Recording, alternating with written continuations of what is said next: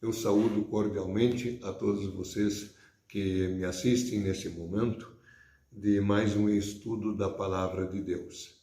Hoje nós queremos ver resumidamente um texto um tanto quanto maior, ou seja, João capítulos 18 e 19, sobre a prisão, o julgamento, o sofrimento, a morte, o sepultamento de Jesus. Naturalmente, nós não vamos ler todo o texto. Gostaria de fazer uma introdução geral e daí dar algumas pinceladas que eu julgo bastante importantes. Que Deus Espírito Santo abençoe todos nós nesse estudo. A gente poderia se perguntar por que estudar a paixão e morte de Jesus a uma semana do Natal? Por dois motivos. Um, porque nós estamos estudando o Evangelho de João capítulo por capítulo, na sequência. E segundo, também porque não faz sentido comemorar o nascimento de Jesus sem levar em conta a sua paixão e morte, a sua ressurreição. Porque é para isso que Jesus veio ao mundo. Ele não veio só para nascer, ele nasceu para viver, para ensinar, para curar, ajudar as pessoas, mas, sobretudo, para dar a sua vida por nós. Então, o Natal, sem a Sexta-feira Santa, sem a manhã da Páscoa, ele simplesmente não faz sentido. Aí a gente poderia comemorá-lo como as pessoas em geral comemoram no mundo, e o Papai Noel, por assim dizer, poderia ser o personagem principal. Mas para nós cristãos é Jesus Cristo, Filho de Deus, verdadeiro Deus e verdadeiro homem, que é o personagem principal.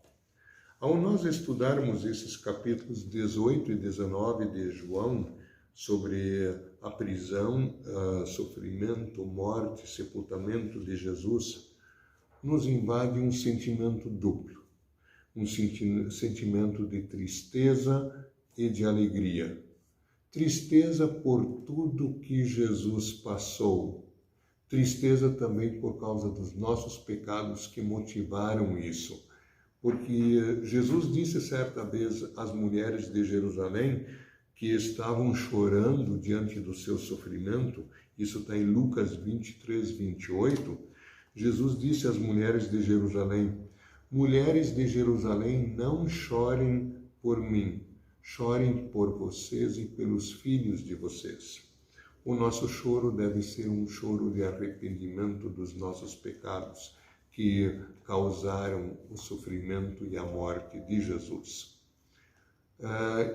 Isso ao mesmo tempo nos enche de profunda gratidão, paz e alegria, a verdadeira paz de espírito, porque é esta obra de Jesus que nos garante o perdão dos pecados e a vida com Deus.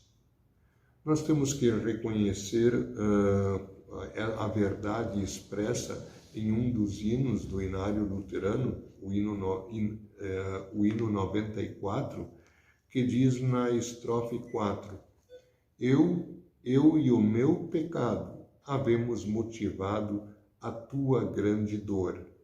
Os murros violentos, mil outros sofrimentos que te enchem a alma de pavor. Foi o nosso pecado que causou tudo isso. O que o evangelista e apóstolo João registra nos capítulos 18 e 19 são detalhes da prisão, julgamento, de toda a judiação que Jesus sofreu, da sua condenação e da sua morte. João conta isso em detalhes como uma testemunha ocular. Ele é o único dos discípulos de Jesus que acompanhou Jesus em todos os passos. Em momento nenhum ele deu para trás. Até o Pedro também acompanhou até o momento de Jesus começar a ser julgado. E aí o Pedro deu para trás porque ele se apavorou numa situação. Ele acabou negando 3 vezes que conhecia Jesus e se retirou. Quando Jesus olhou para ele, ele se retirou chorando amargamente. Depois, nós sabemos, depois da ressurreição, Jesus o reinstala no seu ministério, por assim dizer, quando ele pergunta 3 vezes, Pedro, tu me amas? Então apacenta os meus cordeirinhos. Né? Mas o João acompanhou Jesus em tudo, até diante da crucificação, ao pé da cruz, lá estava João, e Jesus o encarregou, inclusive, de cuidar da sua mãe, né? Dizendo para ele, eis aí a tua mãe, e a Maria, sua mãe, ele disse, eis aí o teu filho. É uma das palavras de Jesus na cruz. Isso está em João 19, 26 e 27. O João detalha, então, em seu evangelho, o que nós podemos dizer que é cumprimento das profecias do Antigo Testamento. E a profecia principal sobre o sofrimento e morte de Jesus, logo depois do Salmo 22, onde está todo o sofrimento relatado também, nós temos o livro do profeta Isaías. Isaías, no capítulo 52, 13 até 53, 12, relata o sofrimento e a vitória do Messias. Daí eu quero dar alguns destaques em 3 versículos. O resumo de Isaías 53, o 4, o 5 e o 12. Ali diz assim, sobre o porquê do sofrimento da morte de Jesus. Era o nosso sofrimento que ele estava carregando. Era a nossa dor que ele estava suportando. Nós somos curados pelo castigo que ele sofreu. Somos sarados pelos ferimentos que ele recebeu. Ele levou a culpa dos pecados de muitos e orou pedindo que eles fossem perdoados. Isaías 53, 4, 5 e 12. Queridos amigos, irmãos e irmãs que estão comigo, né?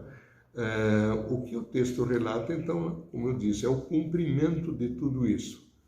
O nosso objetivo, ao olharmos o texto, não é, então, lê-lo versículo por versículo, nem daria tempo, não é o objetivo do nosso estudo, e fica desde já a sugestão que vocês leiam com fé, em atitude devocional, com reverência, leiam em casa esse texto, João 18 e 19. Né? Mas algumas pinceladas que eu julgo assim importantes neste momento eu quero dar agora. Então, tomamos a própria Bíblia, né? E eu sempre uso para esses estudos aqui a Bíblia na linguagem de hoje, e alguns destaques. Diz o texto logo no primeiro versículo de João 18, que depois da oração sacerdotal de Cristo, que está em João 17, que estudamos na semana passada, eles saíram de Jerusalém, atravessaram o riacho de Cedron, e foram em direção ao Monte das Oliveiras, e ali perto tinha um jardim. Outro evangelho, Mateus, vai nos dizer que era o jardim do Getsêmani. Judas conhecia bem esse lugar, de certo, Jesus e os discípulos estiveram várias vezes ali, né? Então, é nesse lugar que para esse lugar, Judas traz o chefe da guarda de Jerusalém, com os soldados romanos e os guardas do templo para prenderem a Jesus. O riacho do Cedron é um riacho normalmente seco, que só em época de chuvas ele ganha água, e ele atravessa então a Judéia, ele deságua lá no Mar Morto, esse riacho do Cedron. Pois ali, tendo atravessado, ali perto no jardim, né, ali o Judas e essa escolta toda se aproximam. Jesus pergunta, quem é que vocês estão procurando? Jesus de Nazaré, eles respondem. Sou eu, disse Jesus.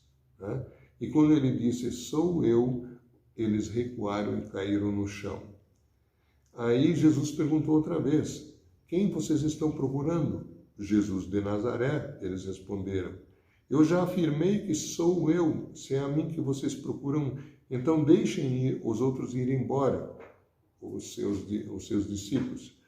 Aí Pedro sacou de uma espada, ele queria defender Jesus, defender a si mesmo, os discípulos com a espada. cortou a orelha do cara que era justamente um servo direto do sumo sacerdote, do principal sacerdote de Jerusalém, e o nome do sujeito era Malco. E nós sabemos depois que Jesus também recolocou a orelha, o curou, mas repreendeu a Pedro, repreendeu a ele dizendo: guarde a sua espada. Por acaso você pensa que eu não vou beber o cálice de sofrimento que o Pai me deu? Tá? Uma grande dica: não se defende a fé cristã à força. Aí Jesus foi conduzido para, em primeiro lugar, a residência do sumo sacerdote Anás. Anás é sogro de Caifás, o principal sacerdote desses dias. Mas, segundo a tradição, os patriarcas ainda tinham muito poder. Anás, que não era o sumo sacerdote oficial, sogro de Caifás, era tão respeitado que eles levam Jesus primeiro para Anás, e lá Jesus começa a ser julgado, né? E diante do tribunal religioso, digamos assim, o tribunal religioso dos judeus. Nesse interim, Pedro e João tentam acompanhar rumo a esse tribunal. O João entra e o Pedro, quando quer entrar, ele é reconhecido por uma empregada que tomava conta da porta, mas Jesus diz: não, eu não sou eu. Pedro diz: não sou eu, nada a ver, né? É que por causa do frio, aí nós estamos no final do inverno, entrada da primavera, aqui no hemisfério sul, o outono, né? Entrando o outono, já faz muito frio, muitas vezes na Páscoa, né? Então eles estavam entrando lá, e o Pedro também entrou para se aquecer. Os soldados e o pessoal tinha feito uma fogueira. E aí, diante do grande sacerdote, diante do Anás, que lhe perguntou por que eles, a respeito dos seus ensinamentos, Jesus diz, está no versículo 20, eu sempre falei a todos publicamente, ensinava nas sinagogas e no pátio do templo, onde o povo se reúne, e nunca disse nada em segredo. Então, por que o Senhor está me fazendo perguntas sobre isso? Pergunte aos que me ouviram, pois eles sabem muito bem o que eu disse a eles. Aí, diante disso, um guarda do templo deu-lhe uma bofetada e disse: isso é maneira de falar com o sumo sacerdote, o grande sacerdote? Então diz Jesus: se eu disse alguma mentira, prove que eu menti. Mas se eu falei a verdade, por que é que você está me batendo? E depois disso, Anás mandou Jesus, ainda amarrado para Caifás, que era oficialmente o sumo sacerdote. E nesse interim, o Pedro, que é questionado por causa do seu jeito de falar, que mostra que ele é um galileu, mais 2 vezes ele nega que ele conhecia Jesus. E nesse instante, o galo cantou. E aí diz um outro texto que Jesus olhou para ele e o Pedro saiu chorando amargamente. Aí Jesus, sendo assim julgado pelo tribunal religioso, ele não podia ser morto por ordem do tribunal religioso. Isso os romanos não permitiam. Mas o ódio dos sacerdotes, da liderança religiosa contra Jesus nesses dias era tão grande que queriam a morte dele e deram um jeito de ele ser passado por tribunal civil, o tribunal secular. Ele foi enviado então por Caifás para o governador romano de manhã cedo já, né? Depois passou a noite, da quinta para sexta de manhã cedo, diz o texto no versículo 28, ele foi enviado por governador romano para Pilatos. E Pilatos, através de muitas perguntas e respostas, ele julgou Jesus. Pilatos, o texto aqui não fala, outros evangelistas falam, o mandou para Herodes, o rei Herodes, que na festa da Páscoa também estava ali. O Herodes riu dele, o ridicularizou, mas mandou de volta para Pilatos. O Pilatos não encontrava culpa em Jesus, porque ele via que as acusações eram no campo religioso, e isso não era motivo para mandar matá-lo. mas o povo, instigado pelas autoridades religiosas, acaba pedindo a cabeça de Jesus. E como na época da Páscoa era costume soltar alguém dos presos, eles pedem Barrabás em lugar de Jesus. Jesus, diante de Pilatos, ele reconhece o poder, a autoridade de Pilatos para julgá-lo. Interessante isso, autoridade civil. E Jesus diz a Pilatos, está em versículo 36, o meu reino não é deste mundo. Se o meu reino fosse deste mundo, os meus seguidores lutariam para não deixar que eu fosse entregue aos líderes judeus. Mas o fato é que o meu reino não é desse mundo. Né? E Jesus reconhece que a autoridade de Pilatos como autoridade civil deste mundo. Tá?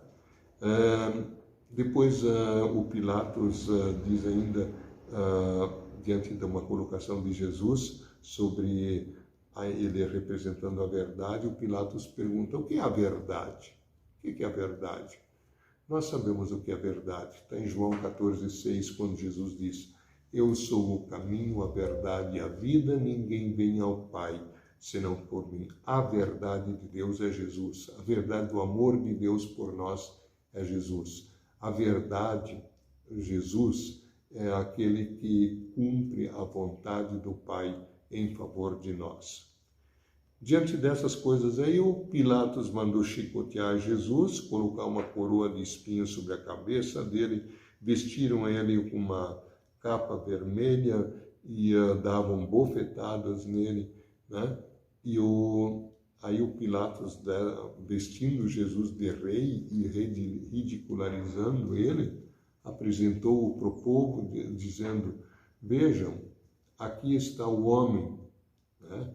E o povo gritava, crucifica, crucifica. Daí Pilatos, levem vocês e o crucifiquem, sabendo que eles não tinham ordem. Eles disseram, a nossa lei não permite, mas esse homem aqui, ele disse que ele é o Filho de Deus. Ué, mas e por isso eu vou ter que mandar matá-lo, se ele disse que é Filho de Deus? Não, se o senhor não matar ele, o senhor não é amigo do rei. Se o senhor, está agora no capítulo 19, versículo 12, se o senhor soltar esse homem, não é amigo do imperador, pois quem diz que é rei é inimigo do imperador. Aí Pilatos, porque Jesus disse que era rei, né? Então Pilatos se apavorou. Diante de tudo isso, e o povo exigindo mata, mata, crucifica, finalmente, diante da colocação do povo gritando, nosso único rei é o imperador. Aí o Pilatos, já temendo, quem sabe, até perder o cargo dele, o entregou para ser crucificado e o levaram. Aí os soldados o levaram para um lugar chamado Calvário, Gólgota em hebraico. Ele teve que carregar a própria cruz, né? Pregaram ele e o Pilatos mandou escrever numa tabuinha em hebraico, latim e grego, Jesus de Nazaré, o rei dos judeus. Inri Jesus Nazareno, rei dos judeus. Né? Aí reclamaram com ele, não pode ser, diga assim, ele disse, sou o rei dos judeus. E o Pilatos disse, o que eu escrevi, eu não vou mudar nada. Né? Aí os soldados que tinham crucificado Jesus repartiram entre si as roupas dele e a túnica, que era inteiriça, eles não rasgaram, e eles lançaram sortes em sorteio, um deles ficou com ela. Perto da cruz, diz aí que estava Maria, mãe de Jesus, com várias outras mulheres, inclusive o discípulo que Jesus amava, assim que João se autodenomina, ele por humildade não cita no seu evangelho, geralmente não cita o nome dele. Jesus era muito amigo, o amigo mais chegado de João. E ele, do alto da cruz, ele diz, este é o seu filho. E em seguida ele diz a ele, esta é a sua mãe. E desde aquele momento João tomou ela para casa. E aí vem a morte de Jesus. Em João nós temos mais duas palavras, estou com sede e tudo está completado. Então Jesus falou, esse é o seu filho, sua mãe, estou com sede, tudo está completado. As outras palavras da cruz, nós temos em outros evangelhos, as 7 palavras todas são: Pai, perdoa-lhes porque não sabem o que fazem, Lucas 23:34. A um dos malfeitores crucificado no seu lado, Jesus disse àquele que se arrependeu de última hora: em verdade te digo, hoje estarás comigo no paraíso, Lucas 23:43. E agora a palavra que está em João: mulher, eis aí o seu filho, filho, eis aí a sua mãe, João 19:26, 27.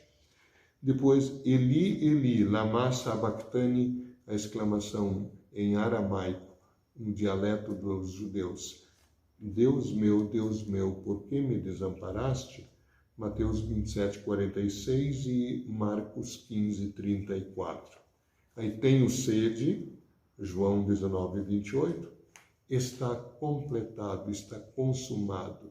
Em grego, tetelestai, tudo está terminado. Terminou a obra da nossa salvação. Ele entregou a sua vida por nós. João 19:30. E aí a palavra final: Pai, nas tuas mãos entrego o meu espírito, está em Lucas 23:46. O João vai nos dizer no versículo 35 de João 19: quem viu isso contou o que aconteceu para que vocês também creiam. Para que vocês também creiam, é para isso que João contou tudo isso. E aí, como Jesus morreu por volta das 3 da tarde da sexta-feira, às 6 da tarde, hora do pôr do sol, começa o sábado dos judeus, e era um sábado muito importante, a festa da Páscoa, né? Um dia muito importante. Aí, nesse momento, 2 pessoas decidem sepultar Jesus ainda antes das 6 da tarde. Isso é José de Arimateia e Nicodemos, um fariseu, e ele não se declarava muito como seguidor de Jesus, mas o mesmo Nicodemos a quem Jesus, está lá no capítulo 3, a quem Jesus tinha dito que ele devia nascer de novo. Tá? Esses 2 prestaram essa última homenagem, colocaram Jesus numa sepultura nova, uma rocha aberta que havia ali por perto. Colocaram Jesus ainda antes das 6 da tarde, antes do começo do sábado, quando ninguém podia trabalhar até o final da tarde do dia seguinte. Queridas irmãs e irmãos, tudo isso aconteceu por nós. Jesus derramou seu santo e precioso sangue por nós para nos dar vida. E isso não teria valor se não viesse o que nós vamos estudar no próximo encontro, a ressurreição de Jesus. Temos 2 capítulos ainda, vamos estudá-los ainda esse ano, nesses nossos encontros, João 20 e 21, quando o evangelista prova por A mais B que tudo que tinha sido profetizado se cumpriu, e crendo em Jesus nós temos a vida eterna. É isso por hoje, vamos orar. Querido Jesus, numa palavra nós te dizemos muito obrigado. Muito obrigado por todo o teu amor por nós, porque nasceste, viveste, morreste, ressuscitaste e estás agora junto ao Pai e voltarás para nos levar para ti. Só em ti, através de ti, nós temos vida. Perdoa todos os nossos pecados e mantém-nos na fé em ti todos os dias. Oramos em teu nome, Jesus. Amém. Muito obrigado por estarem conosco em mais esse estudo. Até a próxima oportunidade.